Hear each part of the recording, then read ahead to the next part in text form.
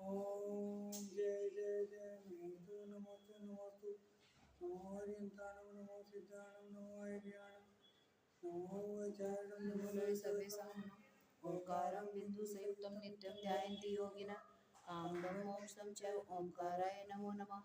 अविरल शब्द गुणों प्रक्षाली सकल भूतल मल कलंका मणि सिद्धेता अज्ञान तिमिरांगना चक्षुरुन्मिलितं येन तस्मै श्री गुरुवे नमः। श्री परम गुरुवे नमः। परम प्राचार्य श्री गुरुवे नमः। सकल कलुष विध्वंसकं तेषां परिवर्तकं धर्म संबंधकं भवजीवनया प्रतिबोधकारकमिदं शातं श्री पांडव पुराणं देवं अस्य मूलभूतं कर्तारः श्री सर्वस्य देवा तदुत्तरं कर्तारः श्री गंधर्व देवा प्रतिगंधर्व देवा केशामनुसार माध्यम श्री शुभचंद आचार्येण विशेषितं सर्वे श्रोतारे सावधानतया शृण्वन्तु। मंगलम भगवान वीरो मंगलम गौतमो गणि मंगलम कुंदादिव जैन धर्मोस्तु मंगलम प्रधानम सर्वधर्माणां जैनम जतुशासनम जैनम जतुशासनम जैनम जतुशासनम। स्लीव्स ठीक कर वहाँ ठीक ओके। ये चर्चा चल रही थी कि कौरवों पांडवों के बीच में युद्ध चल रहा था और कौरव पक्ष के ज्यादातर सैनिक मारे गए थे और अंत में द्रोणाचार्य का भी वध हो गया था।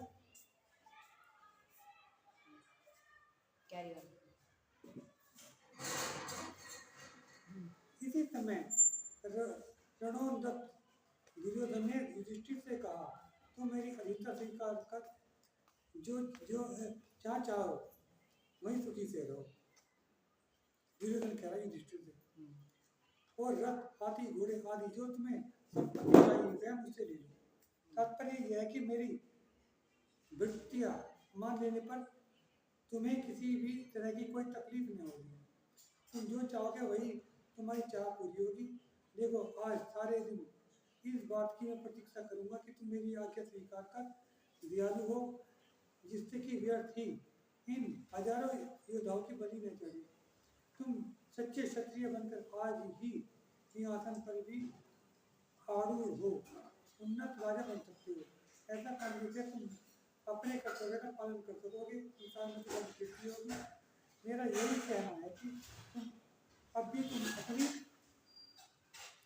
दुष्टता छोड़कर मेरे साथ मैत्री भाव से करो। सुनकर युधिष्ठिर अभिमान के साथ बोला कि तुम्हारे साथ मेरा तो जन्म से ही प्यार है और वह आज कैसे मिट सकता है। मैं तुम्हारी अधीनता स्वीकार करूं यह असंभव है किंतु याद रखिए मैं अकेला ही तुम लोगों की सत्ता उठवा दूंगा। तुम में से एक को भी जीता नहीं छोड़ूंगा। और एक बात यह है कि मैं पृथ्वी को नहीं भोग सकूंगा तो तुम्हें भी नहीं भोगने दूंगा। सच तो यह है कि तुम सच कर रणस्थल में उतरो और मेरे साथ युद्ध करो। तुम्हारा मेरा फैसला युद्ध में ही होगा। यह कहकर क्रोध के मारे कांपते हुए दुर्योधन ने युधिष्ठिर के ऊपर तलवार का एक वार किया। युधिष्ठिर ने उसे अपनी तलवार पर रोक लिया। इसी बीच में वहां भुक्ति मात्र से वैरी की के सेना को कंपित करने वाला भीम आ गया और कौरवों की प्रबल सेना को ललकारता हुआ कि ठहरो ठहरो भागो मत रणस्थल में डट गया। वह गदा हाथ में लेकर युद्ध करने लगा। उस समय वह गदा उसके हाथों में ऐसी जान पड़ती थी कि मानो बिजली ही है। यह यम की जीभ है, यह नाग कन्या ही है। इसके बाद भीम ने क्रोधित हो जो गदा के प्रहार किए वह दुर्योधन के मस्तक पर गिरा और उससे दुर्योधन के कंठगत प्राण कर दिए। वह जमीन पर धड़ाम से गिरा। अपने जीवन का कोई उपाय न देख उसने भीम से कहा क्या अब भी कौरव की सेना में कोई ऐसे वीर बचा है जो पांडवों का सर्वनाश कर सके। यह सुनकर उसके पास खड़े हुए भृत्य ने कहा हाँ है, वह पवित्र गुरु पुत्र अश्वत्थामा है। अश्वत्थामा तो भी बचा था। वह पांडवों का विध्वंस कर सकता है, उसे बैरी दबा नहीं सकते, वह उनके लिए दुर्जय है। उधर ज्यों ही अश्वत्थामा ने दुर्योधन के वध का हाल सुना तो ही वह क्रुद्ध होकर जरासंध के पास गया और बोला प्रभु 10,000 सैन्य राजाओं के साथ ही आज दुर्योधन धराशायी हो गया है। यह सुनकर जरासंध को बड़ा शोक हुआ, वह व्याकुल हो उठा। उसके बाद उसने अपने सेनापति आदि के साथ ही अश्वत्थामा को पांडवों के साथ युद्ध करने के लिए आदेश दिया। अश्वत्थामा वहां से दुर्योधन के पास आया, उसकी दशा देखकर शोक से बोला, हे वीरवर, आपके बिना आज सब कुछ शून्य दिखाई पड़ता है, कुछ भी अच्छा नहीं लगता। राजन, अब मैं तुम्हारे ही प्रसाद से हम ब्राह्मण लोग इस उज्ज्वल राज्य को भोगते थे, परंतु अब तुम्हारे बिना हम क्या करेंगे। इतने में ही जरासंध ने मधु राजा के सिंह पर वीर पटक बांधकर उसे बहुत सारी सेना देकर पांडवों से युद्ध करने के लिए भेज दिया। वह अपने हृदय में ये ठान कर चला कि मैं अभी जाकर पांडवों का विनाश कर देता हूँ और साथ ही कृष्ण का मस्तक भी धड़ से अलग कर देता हूँ। इस बात को क्रोध में आकर उसने बड़बड़ाते हुए कह भी डाला। अश्वत्थामा को देखकर मृत्युगत दुर्योधन ने उससे कहा, वीर अश्वत्थामा, लो मैं तुम्हारे मस्तक पर वीर पदक बांधता हूँ, तुम अभी जाओ शत्रु के साथ युद्ध करके उसे यमालय को भेजो। इसके बाद अश्वत्थामा अपनी सेना लेकर चला, जाकर उसने सब और ही पांडवों की भयंकर सेना को घेर लिया। उसने इस समय माहेश्वरी विद्या को याद किया, वह त्रिशूल हाथ में लेकर उसी समय दौड़ी आई। उसके मस्तक पर चंद्र का चिन्ह था, वह उससे बड़ी सुशोभित हो रही थी। उसके प्रभाव से विष्णु और पांडवों की सेना सह न सकी, वह भाग छुटी और जो थोड़ी बहुत रही उसे अश्वत्थामा ने चूर कर डाला। उसने हाथी, घोड़े, रथ और राजा इत्यादि सबको पत्थर करके पांचाल के राजा के का मस्तक छेद दिया। इसी प्रकार वह जयलक्ष्मी से विभूषित होकर पांचाल के राजा का सिर लेकर दुर्योधन के पास आया। पांचाल उनके उसमें होगा ना, पांचाली में द्रौपदी को कहते हैं। दुर्योधन के पास आया, उसने उसके आगे रख दिया। दुर्योधन को वह मस्तक देखकर कुछ संतोष हुआ। वह बोला, संसार में क्या कोई ऐसा शक्तिशाली भी है जो पांडवों का विध्वंस करे, जिन्होंने कि सूर असुर नरसरी को प्राप्त कर द्रोण और कर्ण को काल के घर पहुंचा दिया, और जिनमें से अकेले भीड़ नहीं, हजारों राजा महाराजों को यमलोक पहुंचाकर मुझे भी इस हालत में ला दिया है। सच तो यह है कि जब पांचों ही पांडव जीते हैं तो तुझ पांचाल आदि राजाओं को मारना किसी भी काम का नहीं है, व्यर्थ है। इन निरी राजाओं को मारने का क्या लाभ। मारना तो चाहिए पांडवों को, जिन्होंने जगत भर को ही जेल रखा है। उधर हरि, पांडव, बलभद्र आदि के कानों में जब ये बात पहुंची कि अश्वत्थामा ने सेनानी सहित पांचाल के राजा का मस्तक छेद डाला तो उन्हें बहुत दुख हुआ। यह देख कृष्ण ने कहा कि यह समय शोक न कीजिए, शोक का अवसर नहीं है। एक पांचाल पति मारा गया तो क्या हुआ, अभी तो और जीते हैं। उधर कौरवों की दशा सुनकर जरासंध क्रोध से प्रलय काल के समुद्र के भांति उमड़ा हुआ वहां आया। यह देखकर देवताओं ने कृष्ण से कहा, एक केशव, समय आ गया है, अब आप विलंब न करके मगधपति जरासंध का शीघ्र काम तमाम कीजिए। यही आपके महोदय का समय है।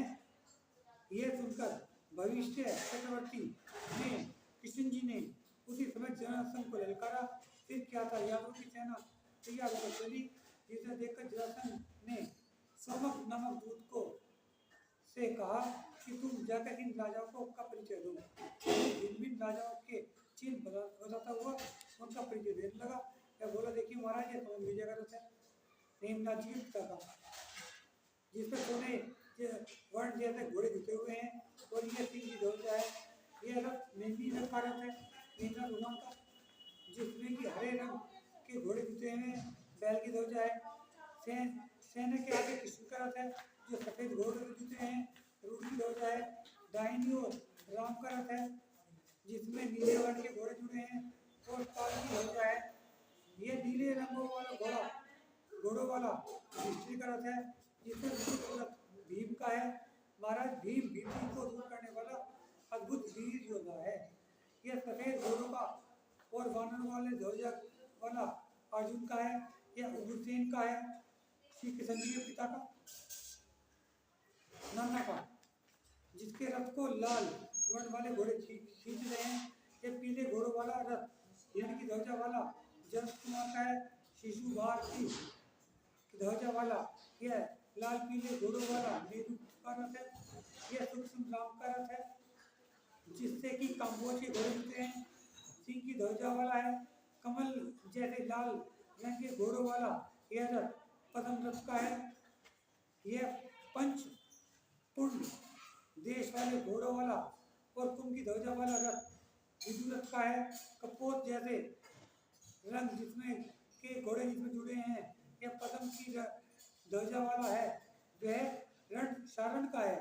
और यह अनावृष्टि नाम सेनापति का रथ है जिसमें कि हाथी की ध्वजा है और काले घोड़े जुटे हुए हैं। पांडवों की इस प्रकार की विशाल सेना सुनकर जरासंध को बड़ा क्रोध आया। उसके साथ वह कृष्ण से भिड़ गया। वे धनुष की टंकार से दिशाओं को शब्दमय करते हुए धनुष की डोरियों पर बाण चलाते हुए ऐसे चौंकते थे मानो दो पराक्रमी सिंह आपस में भिड़ रहे हो। इसी समय कृष्ण ने एक अग्निबाण छोड़ा जिससे जरासंध की सारी सेना में आग लग गई। चक्री ने जल बाण छोड़कर कृष्ण के अग्निबाण का वारण किया और सेना की पूरी शांति की। इसके बाद जरासंध ने नागपाश लिया जिसे कृष्ण जी ने गरुड़ बाण से वारण किया। तब जरासंध ने बहुरूपनी स्तंभनी चक्रिणी शूला आदि बहुत सी विद्याओं को देखकर कृष्ण की सारी सेना को चेत कर दिया। कृष्ण ने उन सबको महामंत्र के बल से भगा दिया। यह देख जरासंध ने की बहुरूपनी विद्या भी चली गई। इससे जरासंध को बड़ा खेद खिन्न हुआ। उसके विचार का कुछ पार न रहा। इसके बाद जरासंध ने चक्रसंध को याद किया। अच्छा, चक्रसंध की खलपत यह है, ये जो पति नारायण छोड़ता है और वो नारायण के चक्कर लगा के वो नारायण के पास आ जाती है। फिर नारायण को छोड़ता है, पति नारायण मार देता है और फिर चक्र नारायण को लेता है। चक्रसंध को याद किया, वह उसी समय चक्र उसके हाथ में आ गया। उसकी सूरज जैसी प्रभाती उसकी किरणें चारों ओर फैल रही थी। पहले जरासंध ने उसकी पूजा की और बाद में कृष्ण को चलाया। वह अपनी किरणों से यादवों की सारी सेना को त्रसित करता हुआ सेना के भीतर घुसा। जैसे अपनी किरणों से सुशोभित सूरज आकाश में प्रवेश करता है, इसी समय उसके तेज के मारे वहां कोई नहीं ठहर सका, सब भाग खड़े हुए। केवल शत्रुओं की भय उत्पन्न करने वाले निर्भय श्री कृष्ण जी और बलराम जी और पांडव वहां रहे। जरासंध का चलाया हुआ चक्र कृष्ण जी के पास आकर कृष्ण जी के 3 प्रदक्षिणा देकर उनके दाहिने हाथ में हो गया और कृष्ण जी का हो गया। उसे कृष्ण जी के हाथ में आते ही यादव की सेना में जय ध्वनि हुई। उसी समय कृष्ण जी ने मधुर मीठे वचनों से जरासंध से कहा, जरासंध अभी भी समय है, मेरे चरणों में मस्तक नवाकर राज्य भोग करो। देखो अभी कुछ नहीं बिगड़ा है, चेतो, इसमें तुम्हारी भलाई है। मेरी आंखें सिर उठाए रहकर तुम पहले की तरह राज्य सुख भोगोगे। कृष्ण जी की यह वाणी सुनकर जरासंध को बड़ा क्रोध आया और वह विषाद करते हुए बोला, ओ भूल गया, तू एक ग्वाला है, मैं राजा हूँ, मैं तुझे नमस्कार करूँ? यह कभी नहीं हो सकता। तू चक्र पर गर्व न कर, चक्र तो तुम्हारे पर भी होता है। सच तो यह है कि तू शीघ्र यहाँ भाग जा, व्यक्ति मेरी भुजा का बलि न बन। क्या तुझे याद नहीं कि समुद्र विजय सदा ही मेरा सेवक रहा है? तेरा पिता वसुदेव पहले मेरे किया था। तू तो दीन ग्वाल पुत्र है, फिर वे खल की जान पड़ता है, पाप का ही उदय आ पहुंचा है, तो जानबूझकर मृत्यु के मुख में प्राप्त होना चाहता है। सुनकर कृष्ण जी के नेत्र क्रोध से लाल हो गए। उन्होंने उसी समय जरासंध पर चक्र चलाया। चक्र ने उसका मस्तक धड़ से अलग करके पृथ्वी पर गिरा दिया। इसके बाद चक्र लौटकर कृष्ण जी के हाथ में आ गया।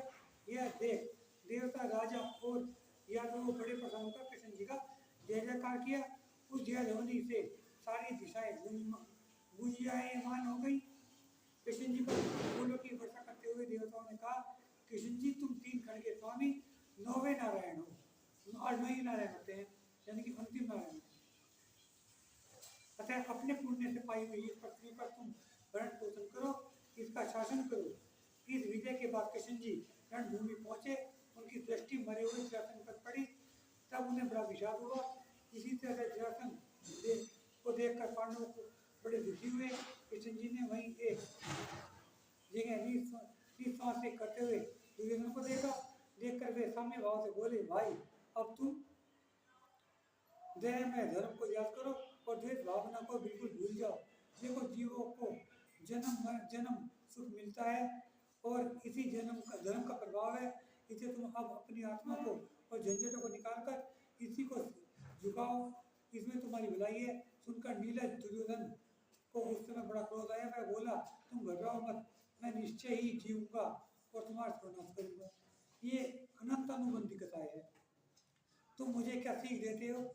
मैं तुम्हें अभी छोड़ने वाला नहीं। तुम चाहे कैसी ही बातें क्यों न बनाओ। उसके उत्तर में कृष्ण जी ने समझ लिया कि यह बड़ा अधर्मी है, इसे धर्म की बात नहीं सुहाएंगी। इसके बाद निःश्वास से छोड़ता हुआ वह धर्महीन अधर्मी दुर्योधन थोड़ी देर में अशुभ दिशा से मरा और मरकर पाप के उदय से दुर्गति में गया, जो बड़ा भारी दुख का स्थान है। इसमें जो लिखा कि कौन? दुर्योधन, क्योंकि उन्हें अंत में भी क्षमा भाव नहीं करे, उन्हें बहुत ही क्रोध और मान कसाई रखी। इसके बाद सेना द्रोण और कर्ण की मृत्यु को मुख में पड़े देखकर पांडव, कृष्ण और बलदेव आदि शोकाकुल हुए। उन्होंने उसी समय जरासंध आदि राजाओं की चंदन, अगरू आदि की दत्त की जय की, अंतिम संस्कार करा। इसी समय जरासंध के मंत्रियों ने सहदेव नाम के उसके पुत्र को लाकर कृष्ण जी की गोद में रखा और कृष्ण जी ने भी उसे अपने पिता की गद्दी पर बैठाकर मगध का राजा बना दिया। सच्चे गंभीर पुरुषों को क्रोध तभी तक रहता है जब तक शत्रु नामंत्र नहीं होता। शत्रु के नामंत्र पड़ जाने पर वे भी नामंत्र हो जाते हैं और बैर विरोध को छोड़कर एकदम जलांजलि दे डालते हैं। इसके बाद 3 खंड के स्वामी होकर कृष्ण जी बस अब तो मेरे होने वाला स्वामी होकर कृष्ण जी ने बलभद्र सहित भांति भांति के उत्सवों और बाजों के साथ रमणी द्वारिका में प्रवेश किया। उधर पांडव भी अपनी राजधानी हस्तिनापुर में आ गए। वहां वे धर्मयुक्त कर्मों को करते हुए रहने लगे। उन्हें सब सुख प्राप्त हुए, किसी भी बात की उनके लिए कोई कमी न रही। जो बैरियों के समूह का नाश कर मनुष्य के सेवित हुए, इंद्र तुल्य हुए, जो कल्याण समुद्र के पूर्व और संसार को भय हरने वाले धर्म के धारक हुए, पुण्य योग से जो उत्तम राज्य को प्राप्त कर हस्तिना के अपूर्व संतान सुख के भोगता हुए, अनेक भव्य पुरुषों ने जिन से सुख पाया और शत्रु के भय को दूर करने वाले पांडवों की जय हो। धर्मात्मा युधिष्ठिर और शत्रु का भय हरने वाले हुए हैं। भीमसेन सेना में बड़े प्रसिद्ध वीर हुए। पार्थ अपने पृथु गुणों से मंत्रीजन के द्वारा प्रार्थित हुए हैं। इसी प्रकार मंत्री के पुत्र पवित्र नकुल और सहदेव वीरता के प्रख्यात हुए हैं। ये असाधारण गुणों के भंडार पांचों पांडव ही चिरकाल तक पृथ्वी का पालन करें। इस प्रकार ब्रह्मचारी श्रीपाल की सहायता से सुखचंद भट्टारक द्वारा रचे हुए पांडव पुराण में अर्थात महाभारत में पांडव कौरव के युद्ध और जरासंध का वध करने वाला 20वां पर्व समाप्त हुआ। अब ये बता आगे पढ़ू ना पढ़ू, अंधेरा होने लग रहा है, पढ़ू थोड़ा सा। उन मल्लिनाथ प्रभु का नमस्कार है जो शल्य को हरने वाले, कर्म मल को जीतने वाले, मल्लिका के फूल के जैसे सुगंध देने वाले और उत्तम शरीर हैं, जो उन्नत और सत्पुरुषों के पालक हैं। एक दिन भीम द्वारा पूजित युधिष्ठिर हर्ष के साथ सिंहासन पर विराजे थे। उनके ऊपर चमन ढोरे जा रहे थे और उनकी सेवा बहुत से नरपति उपस्थित थे। उनके ऊपर छत्र लग रहा था, उसके द्वारा सूरज की किरणें रुक जाने से और भी अधिक शोभा हो रही थी। उसी समय उनकी सभा में स्वर से नारद आए। महाभाग पांडव उन्हें देखते ही उठ खड़े हुए, उनका उचित आदर किया। नारद ने पांडवों को इधर उधर की बहुत ही दंत कथाएं सुनाई। इसके बाद सुमना पांडवों ने के साथ साथ वे उनके अंतःपुर में गए। वहाँ मनुष्य द्वारा वंदित और उन महापुरुषों के दीप्ति जनों को छज्जों वाले मन को मुक्त करने वाले द्रौपदी के सुंदर महल को देखा। उसमें द्रौपदी वहाँ बहुत ही सुंदर श्रृंगार किए मस्तक पर मुकुट लिए सिंहासन पर विराजी थी। वह अपने विशाल भाल में तिलक दिए थी। भाल माथे को कहते हैं, तो माथे पर तिलक लगा हुआ था। उसके हृदय में सर्वोत्तम सारभूत हार पहने हुए थी। उसने उस समय आए हुए नारद को देख न पाई और दर्पण में पड़े हुए नारद के चेहरे को देखकर भी वह ना तो उठ खड़ी हुई और न उनको नमस्कार किया। इस अपमान को देखकर नारद बड़े क्रुद्ध हुए और वह मस्तक झुकते हुए अपने मन ही मन में रोष करते हुए उसी क्षण वहां से चले आए। तब बड़बड़ाते हुए आकाश में घूमने लगे, परंतु उन्हें कहीं संतोष नहीं मिला। तब वह आकाश में दूर तक चलकर एक विशाल एकांत में पहुंचे। वहां पहुंचकर सोचने लगे कि मैं वही न नारद हूँ जो सदाई हर्ष का भरा हुआ बिना बाजों का के ही नाचा करता हूँ, लेकिन जब कारण मिल जाता है तब तो मेरे आनंद का पार नहीं रहता। इस द्रौपदी ने मेरा अपमान कर मुझे व्यर्थ ही कितना दुखी किया है। यवानी के ज्ञान से सूझे लोकालोक, सोवानी मस्तक नमो सदा दे तुम दोष। ही जिनवानी भारती तो ये जब दिन रह, जो तेरी शरणा गए सो पावे सुचाई। जिनवानी माता की जय जिने जय जिने।